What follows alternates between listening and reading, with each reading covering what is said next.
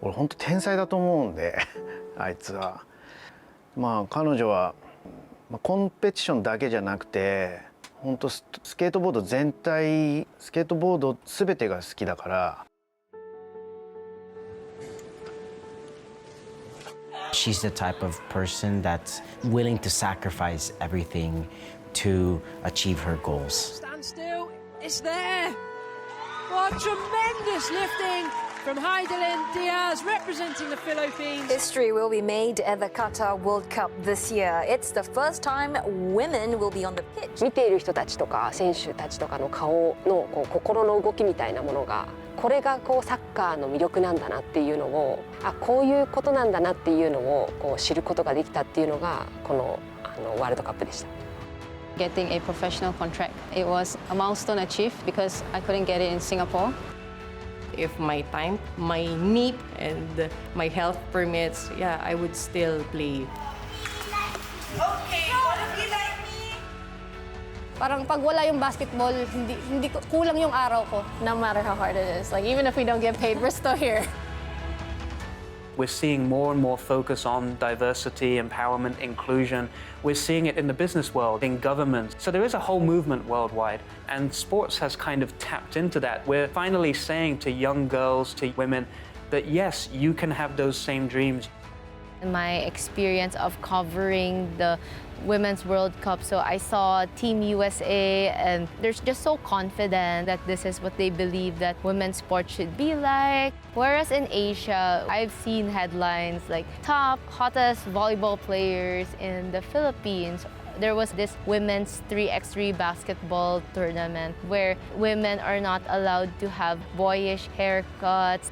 In women's sports all over the world, it's a chicken and egg argument. You have big investments like marketing, advertising, or do you wait for it to boom first and then put my money there and grow it? そうした時に私たち女性は女も男も変わらない、同じことやってるんだからいいよねっていうふうにこのスポーツやってる人たちは思ってるんだけど、社会がまだまだそれについてきてないので。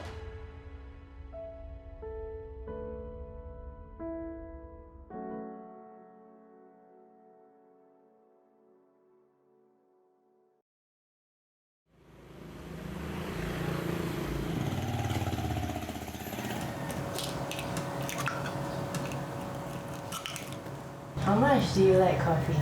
I love coffee. Even training, I drink coffee. It gives me boost in training. Sometimes I'm just asking, is it worth it? People like saying, oh, you know, you're old already. You won already the gold medal in Olympics. You get married already. Why you still want to pursue doing weightlifting for Paris 2024 for the Philippines? I think it's because I'm women and I do weightlifting. It's men's sports. And growing up, you know, my parents don't want me to do weightlifting. What she said is, doing weightlifting, you won't grow. You won't get taller. You won't get taller. No one will like you. You won't get pregnant. When I'm competing, there's a lot of doubt. There's a lot of fear. I'm asking myself, can I do it? Everything changed when I have the Team HD. I have my sports nutritionist, sports psychologist who's guiding me. Then Coach Julius is there to do the strategy. I think that the gold medal probably at least made people realize that, you know, Filipinos can win at the biggest stage, because our mindset is, yes, we're a third world country, but no, we can achieve greater things just by working hard and being resilient. Of course, growing up, I get insecure. I overcome it when I learned to appreciate myself. Like 2014, when I have injury, I feel like this is the end of my career. And that's the time I realized this is the sports that define who I am. And I said to myself that I have to appreciate the muscle that I have, because this is the hard work I put in training. In the Philippines, there's something called a Maria Clara culture on how women should be in Filipino society. So she has to be very soft and gentle. She cannot be seen like playing sport because sport might equal to having a big body. The most inspiring thing about Heidelin, she would always say that women in all bodies, in all like strength, could always be beautiful in their own way.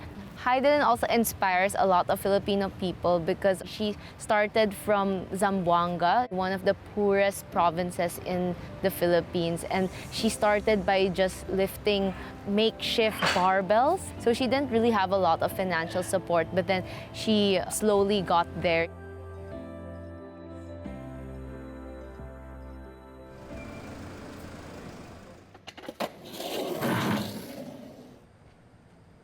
始めたのは7歳の時です。朝起きてご飯食べて学校行ってで帰ってきたらご飯食べてスケボーに行きます。スケボーが好きな理由は楽しいからです。あと海外に友達ができるからです。My name is Momiji. I'm 15 years old. 僕が一番すごい彼女の、やっぱり常にリラックスして笑顔で滑っていてだし、やっぱりその今までのスポーツってどうしてもこう勝ち負けっていうのがどうしても先行する中で、やっぱそうじゃなくて、もちろん勝ちたいっていう気持ちは彼女も。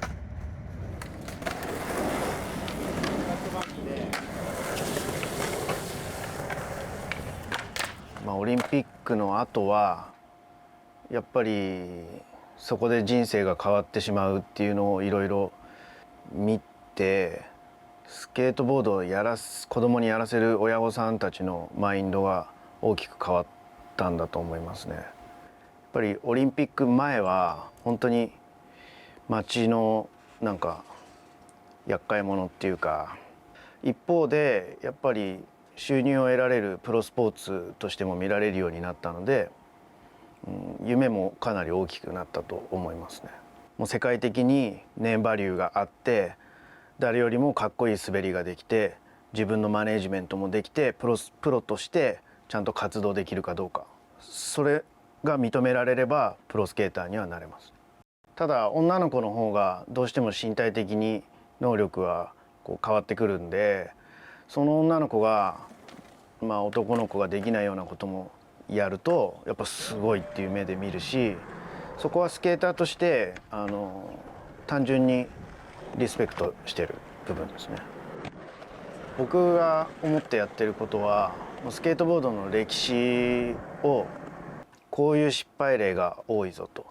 でこれからはこうなっていくからこういう考え方はどうなんだっていうのもこう一緒に話したりして、彼女の中でスケートボードに対してこう純粋に愛情が持てるようなマインドにしてあげようとは思ってます。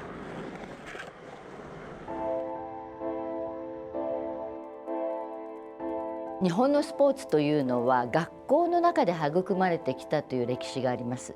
学校の部活動というのはやはりその楽しむということよりもスポーツによって体を作ったり、それからその規律を学んだり楽しむスポーツ、例えばスノーボードをしたいとか、スケートボードをしたいというような学校の中にそういう部活動がないので、学校の外でやるようになっていました。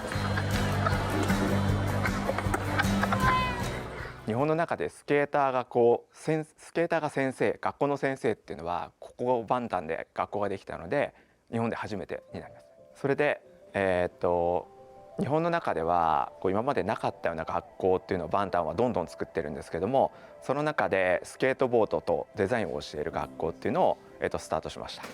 スケートボードと一緒にデザインを学んでいただく一個の理由っていうのは、スケートボードのデッキにもデザインがやっぱりありますし、あとは洋服もやっぱりデザインですし、他にも、撮影をして映像を作るっていうことも一個のカルチャーなので、そういうことをスケートボードをやりながら、どれか一つでも自分の得意な例えばその人がプロになれなかったとしてもスケートボード業界の中で仕事ができるようになっていくっていう。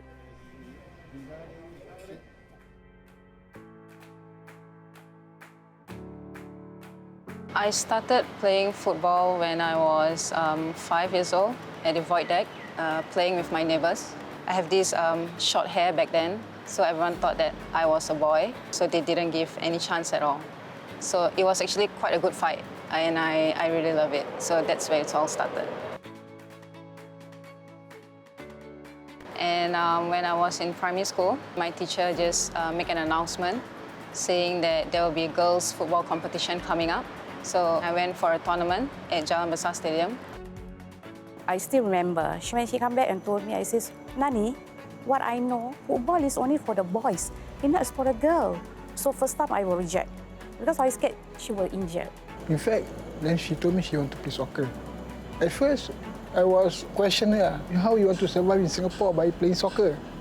It's difficult to pursue professional football career in Singapore is because we don't get paid professionally to accommodate to the standard of living in Singapore. And we only get like allowance for now. In Singapore, everybody wants their kids to be a doctor or a lawyer, and a lot of the time children are encouraged to participate in sport up to a point, and then studies takes over. But it's even harder for girls, bearing in mind that with the exceptions of men's footballers, there really is no professional sport in Singapore. And as a parent, you don't want your child to forsake their studies, focus on sport, and get to 18, 19 and realize that there is no money, there's no career. Like one or two will continue to try and play in the NSLs and stuff. But when you look at women's football and who you're trying to attract, how we get players in, what are the channels that we should be using here? Of commitment, of excellence, there are different pathways along the way. So, women's football only officially came under the auspices of the FAS in the year 2000. We had to start everything from scratch, building the foundations. What was challenging then was to raise awareness of women's football. So we had to first promote it to the schools, maybe 2003, 2004. So we also organized domestic leagues. Women's football is still very amateur. The girls have to juggle their work, studies, and training sessions. They come for training in the evenings and they compete in the competition on the weekends. It will take some time for us to go fully professional in women's football because look at the example of Japan. They only started their fully professional women's league last year, and Japan has a longer history than us. Initially, I didn't know there's a women football. So when I came for the tournament itself, there were some national players volunteering. So I managed to talk to some of them. So they were telling us about women's soccer in Singapore. So I got very excited. It's like, I want to pursue that.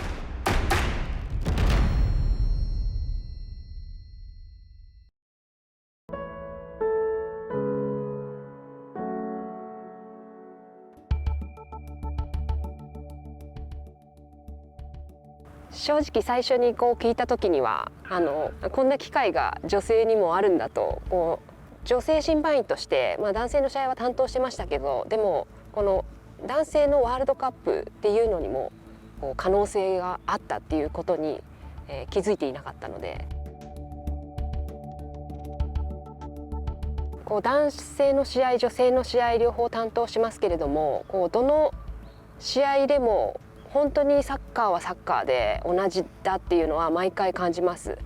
やっているもの、見ているものっていうのは一緒ですし、審判員としてやるべきものっていうのもやっぱり変わらないので、で今回、ワールドカップに参加したことでもいろんなところで、初めてっていうことでいろいろ話を聞かれたりとか、たくさんいろんなメディアで取り上げていただいたりとか、そういうこともありましたけどっていうことはやっぱり皆さんまず女性審判員が審判していることを知らないっていう人たちが多いですしもともと私もサッカー始めた頃は周りに女の子でサッカーやってる人がもう例えば日本でいうとJ リーグを、よく見てると思うんですけどプロのサッカーチームである J リーグ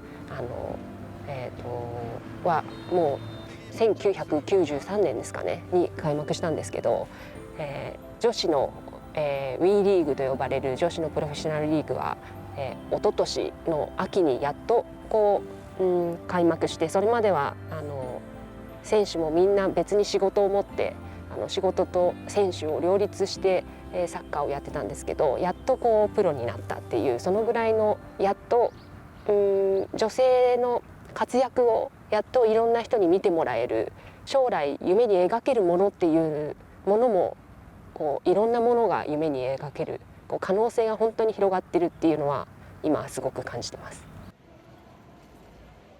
日本っていうのは不思議な国で、そのパターナリズム、家父長制のようなものがまだまだたくさん残ってるんですね。でだから女はその会社のトップにはできないとか、女はそんな政治家になるなんてとんでもないとか、そういう考え方がまだまだあるので、そういう意味でも女性がそのスポーツをするという時に、どんなスポーツだったらいいけれどもこれはちょっとダメっていう、女性のスポーツを推進していくためにはやっぱりメディアの力がとても大切だということで、この東京オリンピックの直前にも IOC とかそれから JOC でもレクチャーがメディアの記者を対象に行われたんですね。それは女性の記事と男性の記事と紙面で同じ量にするようにというようなレクチャーでした。私は橋本聖子さんというね議員でもあります。で彼女がオリンピックに何回も出て、でそれで彼女がこうやって議員になって組織委員会の会長になったということ、これは日本人のマインドセット、スポーツに対する見方を相当変えたんじゃないかなと思っています。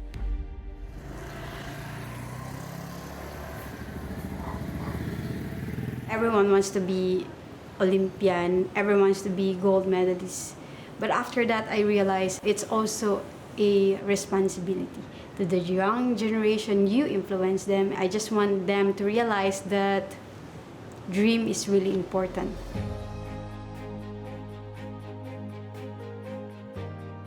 But of course, they have to really work hard on their dream, be more disciplined, keep the work, and surround yourself with the people that you trust and believe in you. Have someone that you look up to.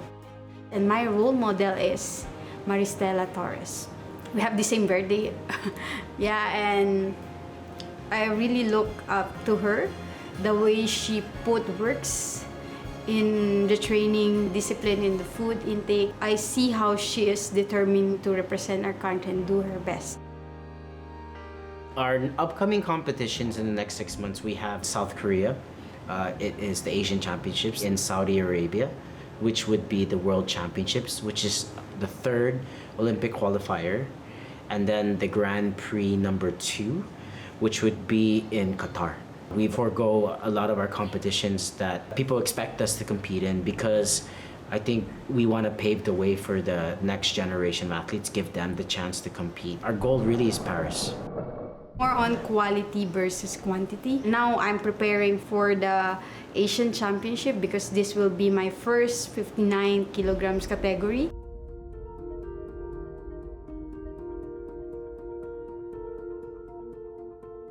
Heidelin's success is no small feat at all, just because no one has ever even won an Olympic gold medal in the Philippines, and because it was won by a woman who's in a male-dominated sport. In the Philippines, women are supposed to be mothers and homemakers. So the path to becoming a professional athlete, it hasn't really been paved yet because people in the Philippines, they grew up thinking that sport is not for everyone. So actually being able to be exposed to media and even now the internet, at least like you could actually see like this is an athlete and she's a woman, and it gives people opportunity to see that sport is also like a viable career. So women athletes like Aliana Lim, Maristela Torres, and Riza D, it shows how female athletes are so multifaceted. Aliana Lim is actually the first basketball export to other countries. She has already played in multiple leagues in Asia and Riza D as well. So she is a mother of 3 and she continues to pursue her passion.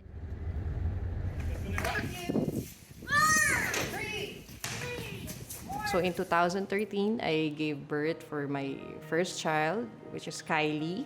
And in 2014, I gave birth again for my second child, which is Reese. Then on that same year, I got a call from my former teammate to try out for the national team. You know, my situation, I gained a lot of weight. My baby is nearly 6 months at that time. I said yes without thinking all these things, you know, because I just love basketball. The next day, I attended the practice and I felt that I am really out of shape. But you know, I did not give up. Instead, I went back daily, continuously attending the practice, and I got into the roster of the national team. After that, we played in the 2015 SEA Games in Singapore.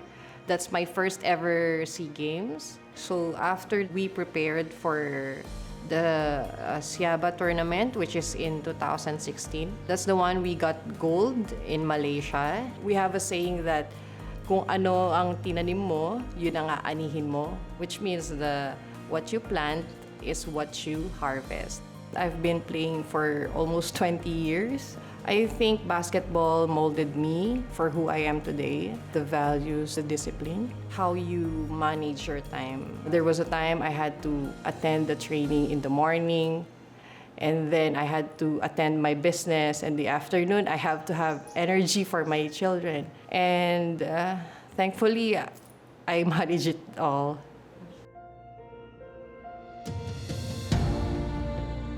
I have a couple of female players that I really look up to, like Kristan.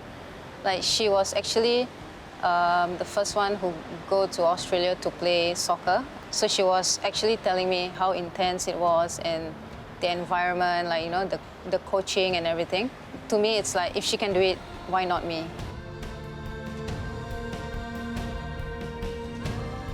Apart from her, I look up to this ex-former US national team player, Carly Lloyd. I love her work ethics and her mental strength and capability. She was actually very, very ambitious and driven, passionate, and also not just football itself, but also how she managed to sustain relationship outside with her husband and family. I imagine all the things that was going to happen to me, because back then I have yet to go overseas. But it's sort of give you a picture of what is going to happen. I know it's going to be challenging, but if she can do it, then why not? Everyone, I feel like as long as you try, there's chances of it happening.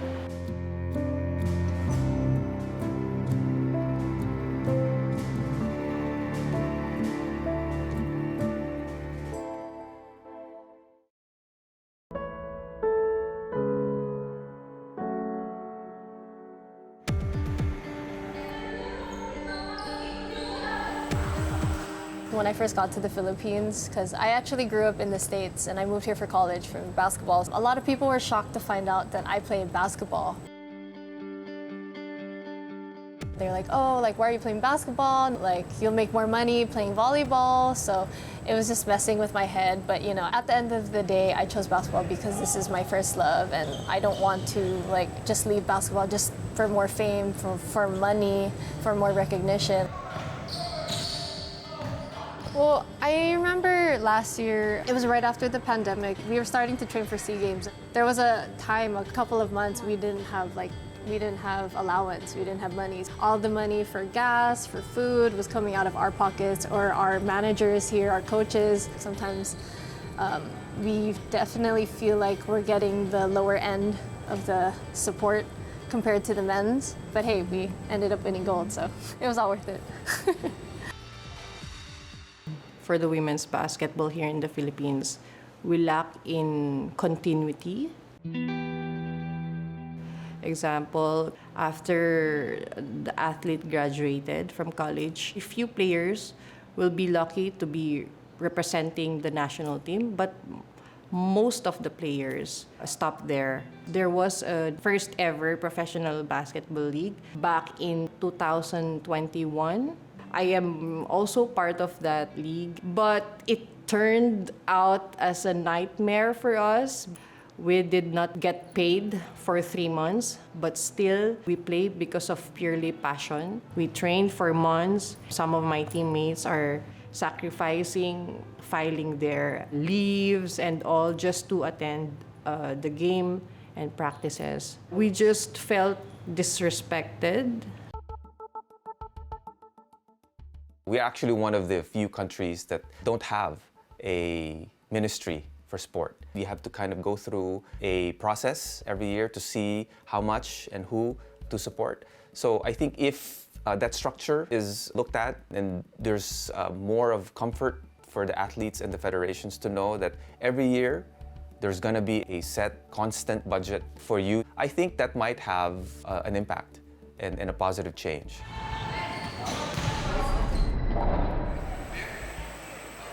I started coaching the national team in 2015. We leveled up from Division B to Division A, and now we're winning Southeast Asian Games, being in the level of probably the top 4 of Asia, like China, Korea, Australia, Japan. And I know these girls love what they're doing.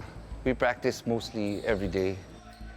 We're now preparing for the Southeast Asian Games in May in Cambodia, and also we'll be continuing practicing for the FIBA Asia Cup this coming June 26 to July 2 in Sydney, Australia. Well, I always say this when they interview me. When you say basketball, it comes to mind to all the Filipinos, it's men's basketball. So it's just a matter of, having recognized or having support from media also. We hope that we could have a professional league that can be sustained by sponsors.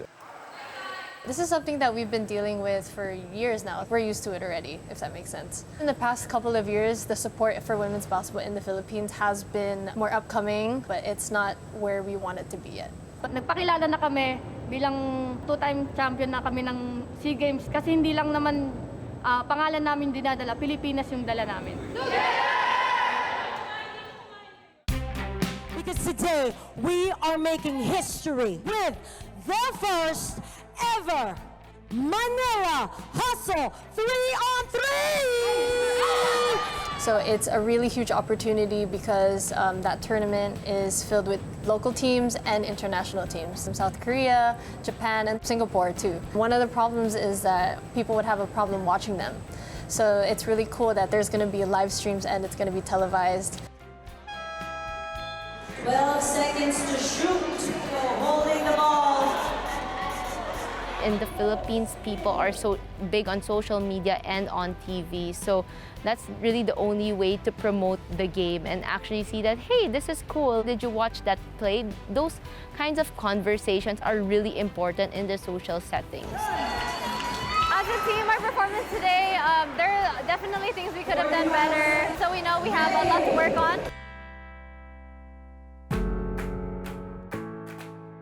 In the past, it was you're a girl and you like football, then you just have to watch Ryan Giggs. Now you can actually aspire to being Ryan Giggs, and I think that's a big change. And I think then it got a really big boost with the last Women's Football World Cup, the big emergence of teams coming at our major clubs. So for example, Barcelona and Real Madrid launching women's football teams, the English Premier League for women, the branding that's coming of having Manchester United, Arsenal, Chelsea, that people who perhaps haven't watched it before, you watch it and you realize that maybe your preconceptions were wrong and that it is entertaining and it is fast-paced, it is skillful. Unleash the Raw, it is a national project. There are 8 key pillars. Let them play, let them soar. There's capacity building, there's whole of society, there's IT, there's league development. For example, under the Let Them Play pillar, it is starting them at a young age, playing for fun first and then being able to get the best talent for future national teams. In the Let Them Soar pillar, this is where we are trying to implement school football academies for boys and girls, and we are pleased that 2 girls' schools have come on board as a school football academy. We are excited to further contribute to its development. So Deloitte started sponsoring the Women's Premier League after the pandemic. We see what's happening in the Unleash the Roar project. We see that there is a great opportunity for Singapore in women's football. We came to an agreement on initially a 3-year deal with an option to go to a 5-year deal. And it's structured in a way that on the one hand gives Football Association guarantees around a certain level of investment so that they know what they can work with. There's also an element in the structure of the contract that incentivizes them to boost the game. So for example, there's some metrics around spectators in the stadium and social media hits and views that if they hit those, then we increase the amount of cash. So potentially over 5 years, it could be worth as much as $500,000 to Football Association. But it's more than that as well. We have the first ever women's Premier League weekly magazine show to help us draw in the audience. We also do activation both on social media and down at the stadiums, giveaways to the fans and things like that. Using our network to help augment is a bigger part beyond the pure cash of the sponsorship.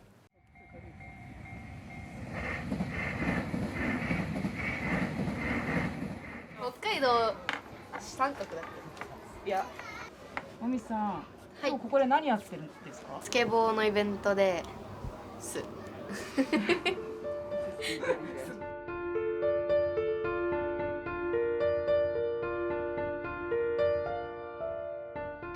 小さい子たちと会いました。どんなことオリンピックかっこよかったですみたいな。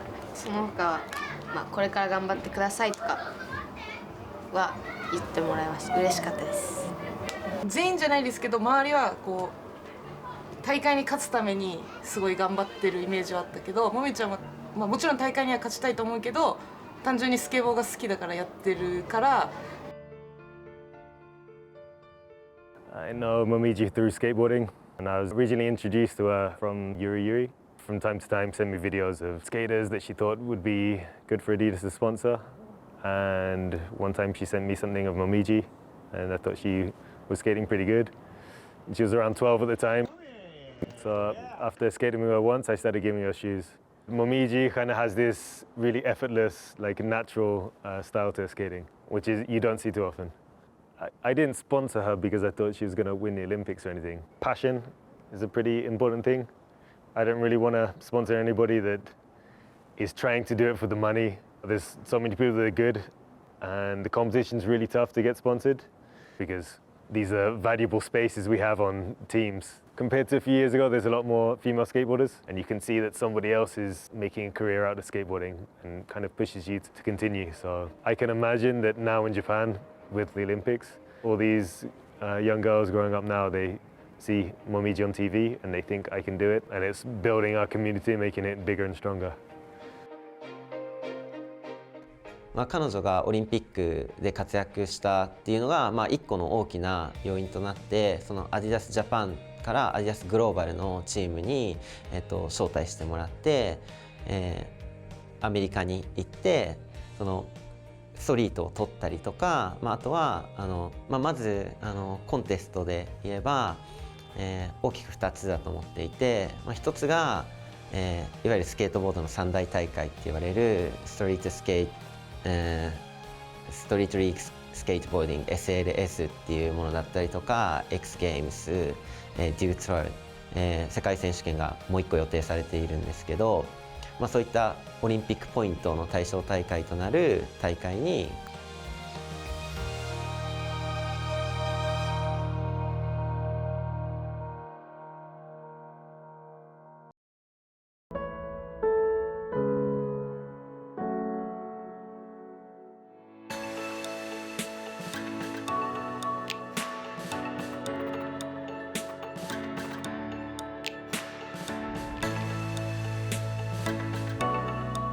We train 6 to 8 sessions a week, and it's like 3 to 4 hours per session for us. Coach's Corner started because I wanted to find a way to inspire people to see how the athletes here in the Philippines have this natural talent in weightlifting. It's also his perspective as a coach on, you know, his program is really very different from other coaches. I give some feedback also about the techniques, how we feel as an athlete. It's basically our, a way of teaching, because holding back knowledge will only prevent the sport from growing. We want to multiply him by giving them the knowledge that he learned from Olympics. So when you're going through a challenging situation, okay, yes, pushing through. I started 15 years old playing football, and I don't have enough confidence. And I always think that my teammates are good and me, parang hindi ako magaling. God used people to be an instrument. And I think Coach Julius and Ate Heidelin, they are the instrument that God gave me. Now, one thing that I've learned here in the academy is that every day is a learning process. Not all the time you'd have like a good day. But Coach Julius told me to not pressure yourself and enjoy the process instead. Cool. Yan. Oh. We are so far away from our family. We compromise our comfort zone to come here and to pursue our dreams to become like Ate Heidelin. For me, as new, it builds me a good character as a person, not just an athlete. I think the next generation of weightlifters can benefit from our academy, the HD Weightlifting Academy, where we give opportunities, scholarships. Like we have athletes now that we've taken in, that live with us, that train with us, and our academy is trying to create a new standard in sports. In the ideal world, I think the more sports, the better. In the real world, I think we have to start picking and choosing which ones have the most potential and which ones to really get behind. And we can now make it a jump-off point to the other sports.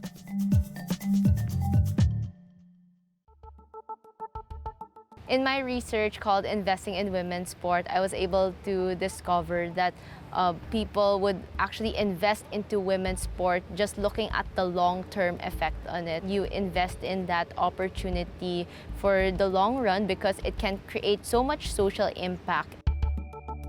Hi, my name is Audrey Nicole M. Tuason, 8 years old from San Juan City. My name is Althea Grace Ramban. My name is Jasmine. I started becoming an advocate even when I was still playing. Girls Got Game is a nonprofit organization that believes in empowering women through sports. And it's important to us that we teach girls who are 10 to 12 years old from underprivileged Filipino communities. At the start of the camp, we asked them, as a girl, do you think you can play sports? Less than half will say no. I'm not good, I've never tried it. At the end of the camp, more than 90% will say yes. Another question we ask them is, what do you want to be when you grow up? Start of camp, it's things that they see in their community. So it's teacher, police. At the end of camp, when they meet me, the people I work with, we're professionals in our own right, then they have dreams like, I want to become a lawyer like Coach Mariana. I want to become a pilot like Coach Ron. Then they have bigger dreams. And then globally, the trend is towards improving and getting into women's sports. And we really benefited from that too. When Nike came to us and said, okay, what do you do? And we showed them. So we wrote down all the barriers that prevent girls from playing sports. It's economics. They don't have Wi-Fi at home. They don't have equipment. Okay, we'll send them shoes. We'll send them basketballs. We'll send them a modem. We'll send them a tablet. So it's a really expensive program, but at the end of the day, really effective. And we're only able to do that because we have institutional partners that really believe in what we do as well. It's important to have a group or organization for Girls Got Game because the girls need to see examples, role models. It can't just be a one-person thing, a two-person thing. They have to see that there are other people who cares about the younger generation.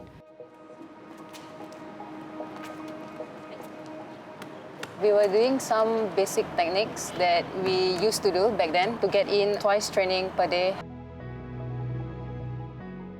For the past few years, I've been playing local league to a point whereby I can improve a lot more. I mean, the furthest I can go is the national team. So I seek opportunities overseas. So I did my own research, and then I'll just email all those clubs, and then some of them do get back to me. So I then traveled for a few weeks to go for a trial, and then I came back and prepared myself to go on a one-way ticket.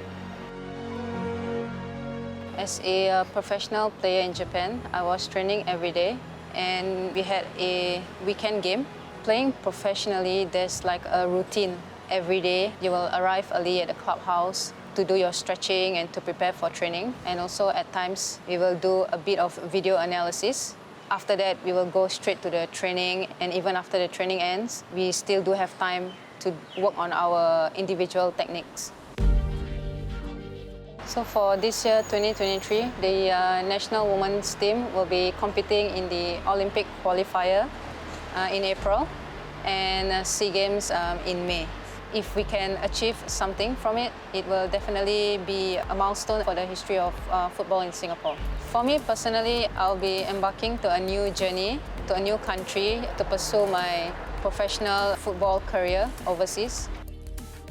I think with women's football, the whole Unleash the Raw project, it is largely around the pathways. So we will not see results for 4, 5, 6 years or more, and most of the targets are 8 to 10 years out. And there are a lot of players, really more than you would think, that said to me, I've got a job, I've got a family, I don't get paid to do this. Why am I doing this? If a football match is played somewhere in the island and no one knows it happened, did it really happen, right? And they actually turn around and tell me, now I feel like a footballer. And some of the older players are saying to me, I wish this had happened 10 years ago. For a young girl who wants to play the game, you need to see some of those things. And the big hope now is, can we get to a point of semi-professional in the next 2 to 3 years? Can we get to a point of professional in 5, 6, 7 years, so that they're getting paid and recognized, playing in front of full stadiums and being watched across Singapore on TV, being read about in the newspapers? If we get to that point, we'll know that this was all worthwhile. Actually, this scenario is very familiar. So I was injured and we were sitting down at the sidelines of the field and we were talking about, oh, someday you can become professional footballers. And this was when there was nothing ahead of us. And I'm very proud of Nani. Now I'm sitting next to her in the same position, but now she's actually pursuing that dream. スケートボードしてる時、こう滑り降りる時とか怖かったりしないの？怖いですけど、やらないと始まらないのでやります。今後ね、こういうスケートボードやってる子たちに、この技とかこういうことができたら上達するよみたいな技って何があります？まずオーリーをしなかったら何も始まらないからです。2つ目はショービットです。ワンエティです。ワンフットです。キックフリップ。やっぱりそれと同じぐらい彼女は、今デッキをリアルっていうそのストリートで、ストリートの撮影、いわゆるビデオパートとかで有名なストリートで有名なブランドに、そのリアルのチームにお願いするのかっていうのはまた相談するんですけど、そういった形でどんどん自分の作品をこう世の中に出して、最終的にはそのリアルから自分のオリジナルのデッキが出て、リアルのファミリーに。あいつはだからこの先5年10年はもうもみじのスタイルというかスケートボードに越すような人材ってなかなか出てくるのは難しいと思うんですよね。僕が一番嫌だと思うのは、彼女をこう商業的に利用するっていう大人たちがあまり出てこないことを願うし、本当にスケートボードの楽しさだけをこう追求していける環境を周りの大人が作っていってあげる。これが一番大事だと思ってます。若いあなたよりももっと若いちびちゃんたちが好きでやってくれてるけど、彼らがこう諦めないで続けていくにはどうすればいいの？同じレベルの人の友達とか見つけて、で、一緒に同じ技をやっていったらいいと思います。For women to be better appreciated and get better funding, it has to be a whole ecosystem that pushes forward. The league should give an opportunity for media to come in and league sponsors to invest in a certain league in order to make it something very known to people. On the floor, jab step, left, going right. Over the past years, women's athletes are, bringing pride and honor to our country. And I hope every woman will benefit from what they achieved. So there's hope for the future generations. This is the play for the semifinals. Underneath, and that's it.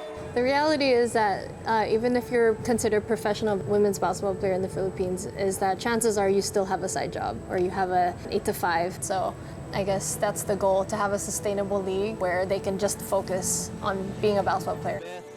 Riots are our champs. That the very is first correct. ever Manila Hosoi.